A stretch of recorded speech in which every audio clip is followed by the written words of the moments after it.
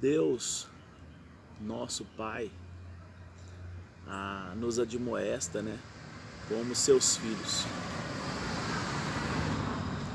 E no livro de 1 Coríntios, né, a gente dando seguimento aqui aos estudos que eu venho gravando desde Gênesis, né, como uma leitura e não uma pregação, uma ideia, porque tenho para mim que o que convence o homem, né, e não alguém ou alguma denominação ou alguma ideologia ou teologia, né? Até eu acho interessante teologia, né? Estudo de Deus, como se fosse possível estudarmos Deus, né? Na verdade, a gente analisa o Evangelho da graça, do amor de Cristo, escrito na sua maioria, né, por pessoas, por homens, em alguns momentos citando o próprio Senhor, mas a maioria é uma iluminação divina e o intuito, né, de um homem tentando entender a concepção e criar uma ideia, né, que juntamente com outros livros se torna um evangelho, que nada mais é de um Deus criador de todas as coisas que quer o melhor para a sua criatura e para aqueles que quiserem, né, o tornar pai, sendo eles filhos. E a estes ele admoesta, né, como um pai zeloso, né, por um filho. Não como eles mostram, na maioria das vezes, um Deus sádico, né, que quer ver o sofrimento. Não, é um Deus que tem o melhor, que criou para a perfeição. Uma vez que o homem colocou o mal para dentro, ele tem que conviver com esse mal. Todos, desde aquele que nasceu e nem veio a ser, né, que seja um aborto, todos, talvez aquele não tenha consciência, mas todos se tornaram amaldiçoados, né, devido a essa desobediência, a ter colocado esse mal para dentro. E aqui eu vejo que os pregadores, né, responsáveis a Deus, é citado aqui em 1 Coríntios 4, de 1 a 5, e diz: assim, pois, importa que os homens nos considerem como ministros de Cristo e dispenseiros dos mistérios, né, de Deus. Quem pode desvendar, né, os mistérios de Deus? E aí ele vem aqui ainda fazendo outras diligências e diz, né, no versículo 3, todavia a mim muito pouco se me dá de ser julgado por vós ou por tribunal humano, nem eu tampouco julgo a mim mesmo, porque de nada me argue a consciência, contudo nem por isso me dou por justificado, pois quem me julga é o Senhor. Portanto, ele diz, né, nada julgueis antes do tempo, até que venha o Senhor, o qual não somente trará à plena luz as coisas ocultas das trevas, mas também manifestará os desígnios dos corações. E então cada um receberá o seu louvor da parte de Deus. E aí ele vem com uma reprovação severa, né, em 1 Coríntios 6, 4, né, de 6 a 3. Ele diz, essas coisas, irmãos, apliquei as figuradamente a mim mesmo e a Apolo. E aí ele vem aqui dizendo, né, no versículo 7, pois quem é que te faz sobressair? E que tens tu que não tenha recebido? Né? Você tem alguma coisa que você não recebeu? E se recebeste, por que te vanglorias, né? Como se não tivesse recebido, né? Como se fosse algo seu. Então no 9 ainda diz, porque a mim parece que Deus nos pôs a nós, os apóstolos, em último lugar, como se fôssemos condenados à morte, porque nós tornamos espetáculos ao mundo, tanto aos anjos quanto aos homens. Nós somos loucos por causa de Cristo, e vós, sábios em Cristo, nós fracos e vós fortes, vós nobres e nós desprezíveis. Então aqui ele quer mostrar, né, até a presente hora sofremos fome, sede, nudez, somos esbofeteados, temos moradas certa, né? E ele diz aí no final, quando caluniados procuramos conciliação. Até agora temos chegado a ser considerado lixo do mundo, escória de todos. Olha que interessante, né?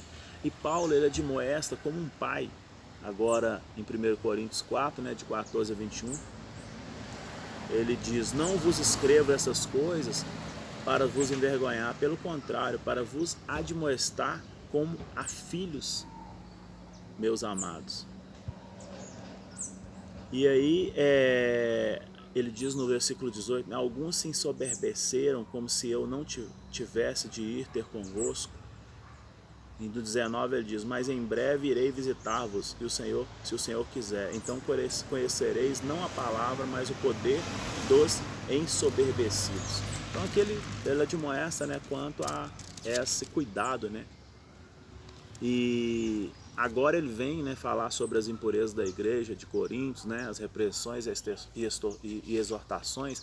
Essas repreensões e exortações aqui, ela é muito ligada àquela cultura, né, da igreja ali de Coríntios. Não que isso não venha nos trazer algumas lições, né, mas é muito interessante porque é uma palavra dura que a impureza, né, da igreja de Coríntios ele faz as repreensões e as exortações, e ele começa dizendo, né, no versículo 5, geralmente se ouve que há entre vós imoralidades, pessoas, né, que se atrevem a possuir a mulher de seu próprio pai. Então você imagina que o negócio era pesado lá, né? Quer dizer, a pessoa, né, atrevendo a possuir a mulher do próprio pai, quer dizer, mãe, né? Ou a pessoa que estava ali com o pai. E aí diz, né, e contudo andais-vos ensoberbecidos e não chegaste a lamentar para que fosse tirado do vosso meio quem tamanho o traje praticou. E aí aquilo, ele vai falando, né, sobre essas coisas, e ele diz aqui no versículo 9, né, já em carta vos escrevi que não vos associais com os impuros. Refiro-me com isso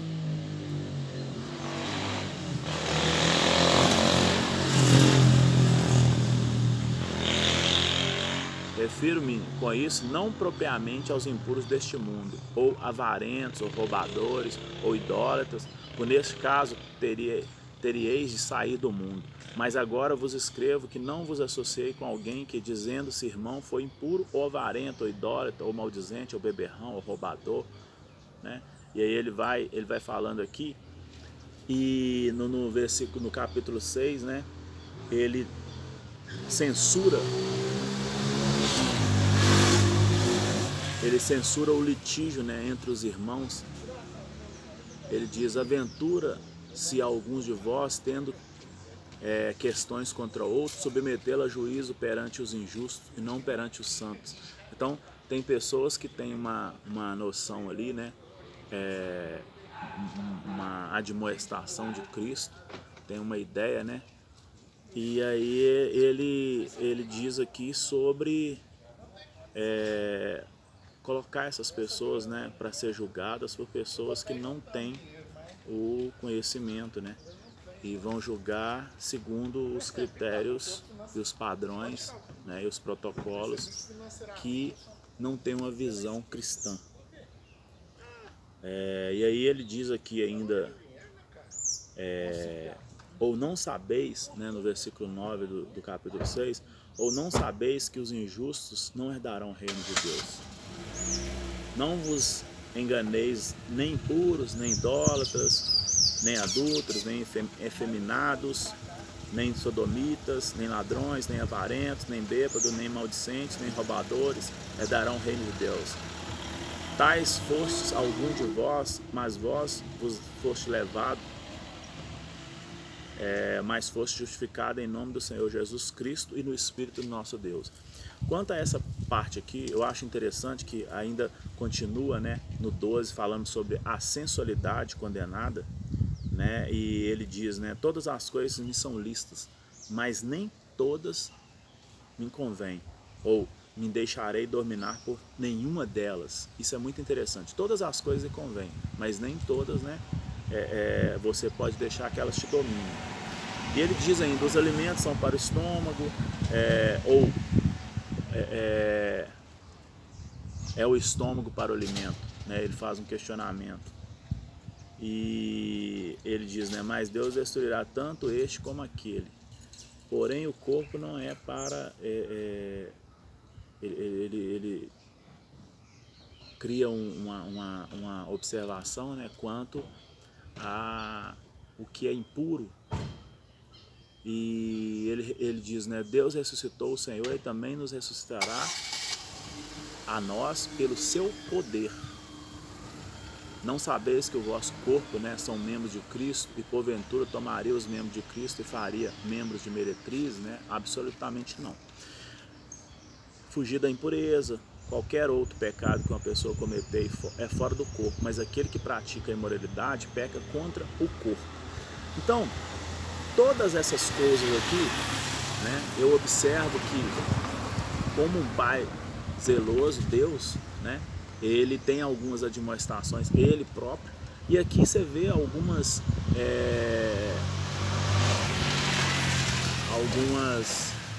colocações de Paulo, o homem Paulo, que pelo que a gente pode ver até na continuidade aqui, ele nem era casado. E ele numa cultura aqui, ele percebe, né, nessa cultura ali o que vem a acontecer, né? E tudo que estava acontecendo perante aquelas pessoas, né? Todos os erros, né, que eram cometidos. E com uma ideia, né, de um pai que quer o melhor para o filho, ele faz essas admoestações. E algumas pessoas, ao pregarem, elas pegam esses textos, né, e falam aqui, por exemplo, no capítulo 6, sobre os efeminados, né, ou adúlteros. E aí, eles usam esses critérios quanto a pessoas que vão para o inferno e outras que não vão. E na verdade, se você olhar aqui, né, e citando lá no Antigo Testamento, em Deuterônio ou Levítico, se não me engano, que faz referência, né, à questão, por exemplo, das fofoqueiras, uma pessoa que maldizente, né, aqui volta a falar sobre os avarentos, os bêbados, e nem maldizentes. Olha, não fala de quem bebe, né, faz uso do álcool, fala daqueles beberrões, né, aquelas pessoas que, inclusive em outros trechos, né, falado que ficam, né, são alcoólatras, quer dizer, elas passam do ponto, tudo exagerado, né? Então aqui fala dos beberrões, dos maldizentes, aquelas pessoas que gostam de comentar, né, alheiamente um dos outros. Então por que um ser humano, às vezes, por estar em uma congregação, por estar em uma denominação, por estar indo a um templo, ele se acha melhor e critica, por exemplo, o que é adúltero, ou ele critica o que pode ser, segundo os olhos dele, afeminado, e por aí vai. Quando o homem, né, desobedeceu e trouxe esse desequilíbrio, né, que antes Deus fez tudo perfeito e equilibrado, então existem pessoas faltando membros com defeitos, né, que é cego, que é coxo. Tem outros que são perfeitos, mas tem problema de caráter. Aí tem os avarentos, tem os roubadores, né? Tem os maldizentes, tem os enganadores, tem os idólatras, tem os... E aí ele vai falando aqui, todos são pecadores.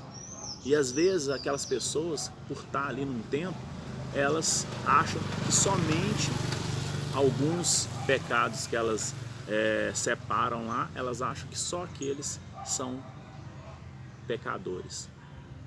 E aí, ele fala, né, lá no início, você vê que a gente começa já com essa ideia, né, de que não devemos julgar nem a nós mesmos. Ou seja, hoje nós temos que levar o amor de Cristo, o porquê Ele criou nós para relacionarmos com Ele, para sentar numa mesa, né, num banquete com Ele. Agora, se você tiver um filho e quiser ter essa comunhão, esse ceiar com Ele, e ele chegar ali, né, todo sujo, drogado, às vezes com os amigos drogados, por mais que você ama esse filho, por mais que você vai recebê-lo, né, dar para ele uma toalha, para ele tomar um banho, sentar à mesa, mas você não vai ter uma intimidade com esse filho, como você teria se ele tivesse, né, outras práticas que fizessem com que você tivesse um relacionamento com ele um pouco mais íntimo, mais vezes, né? Então assim é Deus. Quando nós impuros, quando nós nas nossas concupiscências da carne, né, nós nos afastamos dele, nós perdemos esse sentar na mesa, esse ceiar com ele. Então é muito em detrimento disso e não de julgarmos um ou outro. Aqui a passagem de Paulo, ele fala sobre, né, essas pessoas que não herdarão o reino, mas ele fala num todo. Não é só igual eles fazem, né, pegando um ou outro. Então eu acredito que o que convence o homem do pecado é a luz da palavra e o Espírito Santo, não é nenhum homem. Então nós não devemos julgar, não devemos recriminar, nós temos que levar o amor de Cristo e Ele vai trabalhar na vida de cada um. É como eu digo, faça o que você faz, não recrimine, porém leia a Bíblia de Gênesis a Apocalipse como eu estou fazendo, e aos poucos você vai ver que isso vai causar mudança para você naturalmente, sem esforço, porque o esforço ele vai ser só por um tempo, às vezes você vai aguentar um mês, às vezes até um pouco mais, mas depois talvez você vai voltar até pior. Então permita, né, que essas admoestações aqui que são colocadas, né, no Evangelho por homens que tiveram experiência e uma visão, uma iluminação, né, e algumas coisas que são ditas pelo próprio Deus são simplesmente para que você possa, né, viver como o pai, né, quer que o filho viva, né, da melhor forma possível. E aí aqui ele faz as respostas à pergunta acerca do casamento, né? E ele diz: quanto ao que me escreveste, é bom que o homem não toque em mulher. Olha para você ver. Mas por causa da impureza, cada um tem a sua própria esposa e cada um seu próprio marido. O marido concede à esposa o que lhe é devido e também semelhante à esposa do seu marido. A mulher não tem poder, né, sobre o seu próprio corpo, nem o marido. Então você vê que lá no início, né, os homens tinham várias mulheres. Salomão teve não sei quantas mulheres, quantas concubinas, né, dizem 600 mulheres, 300 mulheres, 600 concubinas. Davi, a gente sabe da história toda. E aí com o tempo as coisas vão mudando, né, vai tendo alguns princípios. E aqui, né, nós vemos que Paulo ele faz essas admoestações, né, inclusive ele fala, né, e aos solteiros e viúvos digo que não seria bom, né, casarem, ou seja, o bom seria se permanecesse no estado que está. E ele ainda diz, né, que eu também vivo, quer dizer que ele está nesse estado, né, de solteiro. Caso, porém, não se dominem, né? Aí ele diz, caso, porém, não se dominem, que se casem.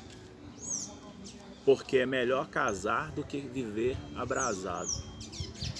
E nós vemos aqui que ele sabe dos problemas, né? Que é o convívio do ser humano com ele mesmo, né? E com o outro. Tem vezes que às vezes você fala, não estou aguentando nem eu mesmo, imagina o outro. Então, as dificuldades que é de um convívio. Porém, se a pessoa não consegue, né? Às vezes se ater, ter um equilíbrio, que ela procure casar para que ela não fica, né, às vezes aí a Deus lhe dará, né, e diante de situações às vezes que podem fazer com que ela se escandalize.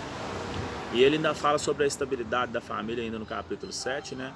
Ora, ao casado ordeno não eu, mas o Senhor. Agora olha para você ver, ele fala que não ele, não é a visão dele agora, mas é do Senhor. Que a mulher não se separe do marido. Se porém ela vier a separar, que não se case, ou se reconcilie com seu marido, e que o marido não se aparte da sua mulher. Aos mais digo, eu não, Senhor. Se algum irmão tem mulher incrédula, consente morar com ela, né? Não abandone. E a mulher que tem marido também incrédulo, consente com ele, não abandone. Porque o marido incrédulo é santificado, né, pela mulher e vice-versa. Então, isso aqui por quê? Porque um acaba equilibrando-se o outro. E ele se conectando, né? Igual Jesus fala, o reino dos céus está dentro de vós. Se você tem realmente Deus, né, Cristo dentro de vós, você vai equilibrar isso daí, você vai ser luz para o outro. E você vai acabar fazendo com que este, né, venha a se equilibrar também. E aqui é interessante que hoje nós vemos que as coisas mudaram muito e às vezes tem umas pessoas que vivem sobre um teto, né, com o outro, e muitas dificuldades, e ele percebe que a saída é se ater daquele casamento. E nenhum problema quanto a isso. Aqui ele só diz o que é melhor. É igual eu falo, um pai que quer o melhor para o filho. Então ele diz, olha, se você está com uma pessoa, com aquela, não adulterar, não matar, né? Porque você está tirando a vida do outro que só eu posso dar. Não roubar do outro, porque isso, né? Você está tirando do outro algo. Se você decidiu ficar só, que você fique só, que você cuide das coisas, né? Igual ele diz aqui. Mas se você casar, que você honre, né, esse casamento. Por quê? Porque isso vai ser bom para você. Não é porque você vai ser julgado por um lado ou por outro, porque o juiz ainda não vem. Mas isso vai fazer com que você tenha uma vida que o pai quer para um filho, né? Uma vida de paz, de tranquilidade.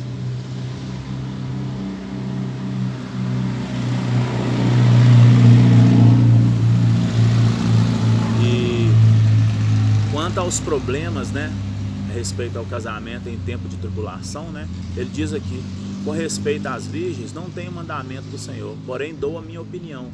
Como tenho recebido do Senhor a misericórdia de ser fiel, considero por causa da angústia a situação presente ser bom para o homem permanecer assim como está. Está casado? Não procure separar. Está livre? Não procure casamento. Olha para você ver que interessante. Isso, porém, vos digo, irmão, o tempo se abrevia, e que resta é que só os casados sejam como se o não fossem, mas também os que choram como se não chorassem, os que alegram como se não alegrassem, os que compram como se não nada possuíssem, né? E os que utilizam do mundo como se deles não usassem, porque a aparência deste mundo passa. O que realmente eu quero é que estáis livres de preocupações. Que não é casado, cuida das coisas do Senhor, de como agradar o Senhor. Mas o que casou, cuida das coisas do mundo, de como agradar a esposa. Então você vê aqui que essa é uma fala, né, muito humana. E às vezes nós tentamos humanizar a Deus. E aqui é Paulo humano falando, né? E assim está dividido também a mulher, tanto a viúva como a virgem, cuidar das coisas do Senhor. Às vezes a pessoa não vai querer ficar só, ela não vai querer, né? Ela não tem um chamado às vezes, ela não percebe, né, o chamado dela, e ela quer novamente procurar outra pessoa. Mas aqui diz, né, sobre todos os riscos, todos os problemas. Você vê que as pessoas às vezes elas procuram outras, mesmo quando viúvos, né, ou viúvas, e às vezes criam problema, principalmente para os filhos. Então você vê que é um pai que tem um cuidado, né, de zelar pelo filho, de querer o melhor para o filho.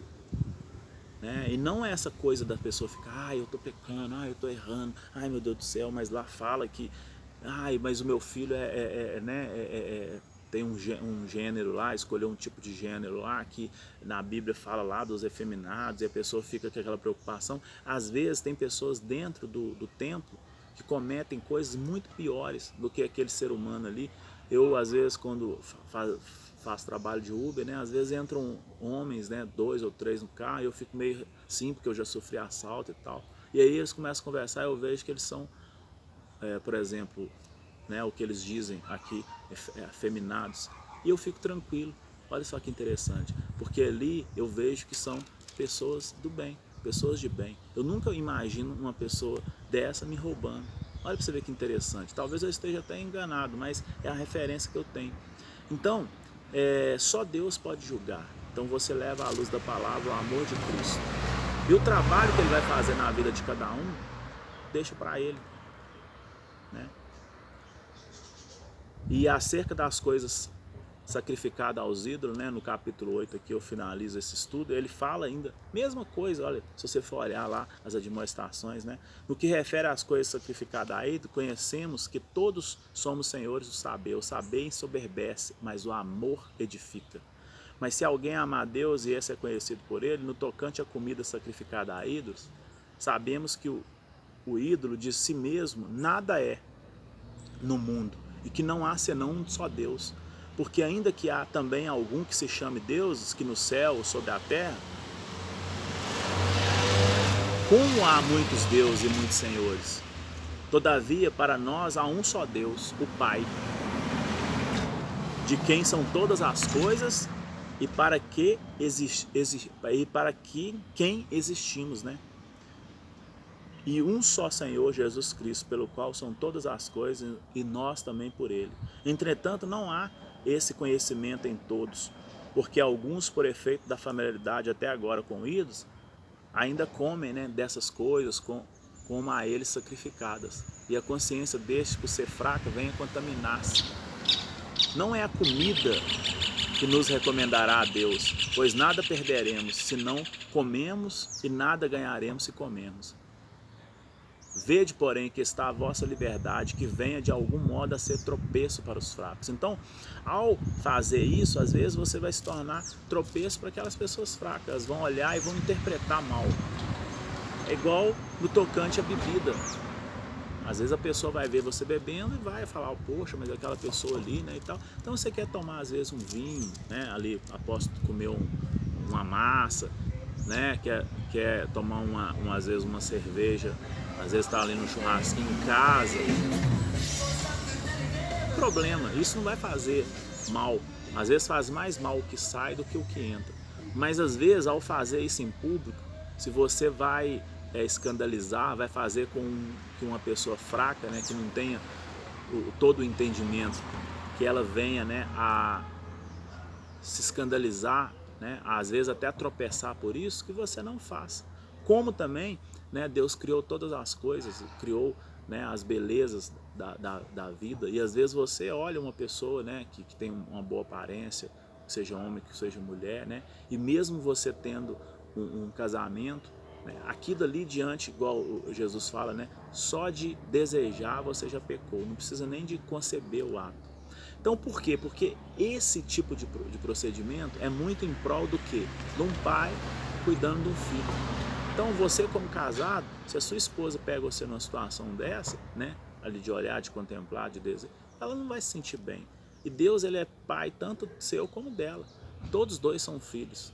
Então ao longo do tempo você vê que ele vem percebendo esse sofrimento da mulher. Você vê lá a história de Agar lá, né, com Abraão, né,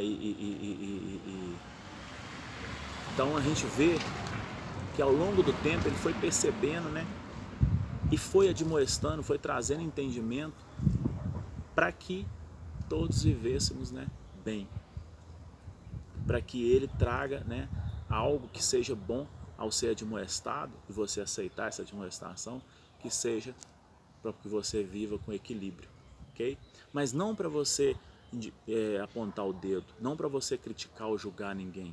O julgamento ainda virá e só Ele pode nos julgar, só Ele é juiz.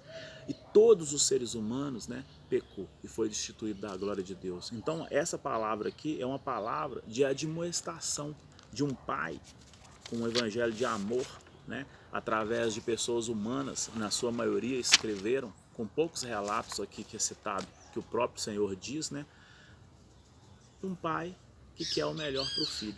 E não para você pegar isso aqui como parâmetro para julgar, para criticar, para apontar o dedo para o outro, né? Por quê? Você tem que levar o amor de Cristo. Não fazer como Israel cometeu quando foi parar na Babilônia lá, né, escravizado, achou que era melhor que os outros, que era a nação eleita, Ela é uma nação eleita, uma responsabilidade de ser discípulo do mundo, ser sacerdote do mundo. E ela se perdeu por isso. Que você não se perca dessa forma. Que você saiba que você, como qualquer outro ser, né, é, como Pedro diz, né, aquele que está de pé, cuidado para que não caia. Então, você é falho, o seu pecado não é melhor do que o do outro. Todos são, não existe pecadinho, pecadão. As consequências são diferentes. No julgamento, né, o juiz, se você tirar a vida de uma pessoa pela frente, você tem um tipo de julgamento. Por trás, que não deu direito de defesa, é outro.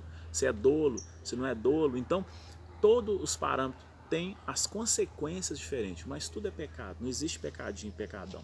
Então, para que você viva o melhor, né? Você tem o melhor nessa terra, ele é de moesta. Mas nem todos nós vamos conseguir, às vezes, fazer 100%. Né? Nós nunca vamos atingir o alvo 100%, que é Cristo. Mas nós temos que perseguir esse alvo para nos tornarmos cada vez pessoas melhores. Mas sem mostrar, apontar o dedo. Sem, né, criticar o outro. Eu até brinco, nada de criticar o coleguinha. Deixa Deus trabalhar. E o tempo é o tempo. Deu para ele, para Deus, como diz Einstein, né, o tempo é relativo. Então, para Deus não existe tempo. Para nós, sim. Então, nós poderíamos estar num estágio muito mais avançado, mas nós que atrasamos, né, o processo, não ele. Ele está pronto para nos abençoar o tempo todo. Amém?